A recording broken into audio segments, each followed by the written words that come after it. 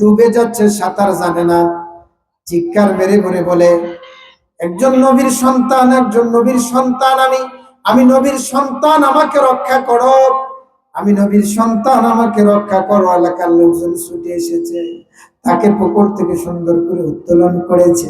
এবার তাকে জিজ্ঞাসা করা হইতেছে, তুমি যে নবীর সন্তান বলে দাবি করেছো, তার কারণ কি?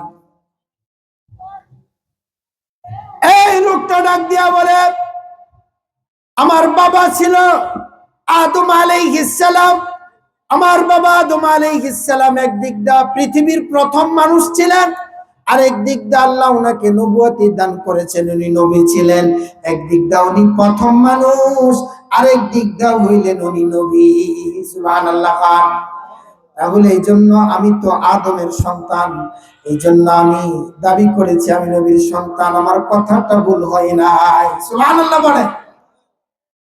মুসলমান ভাইরা আমার, বাবা জান্নাতি, মা জান্নাতি, কাজে আমরাও জান্নাতে যাব, আমাদের ঠিকানা জান্নাত। এজন্য কোন ইমানদার যদি মৃত্যুবরণ করে, তাহলে তার কবর দেখে এটাই বলা, আগার ফেরদাউসে পর রুয়ে জমিন আস্ত আমিন নাস্ত আমিন নাস্ত আমিন নাস। দুনিয়াতে যদিও মাটির কবর দেখা যায়, হতে পারে এটা জান্নাতের টুকরা। জোরে বলেন আল্লাহু আকবার।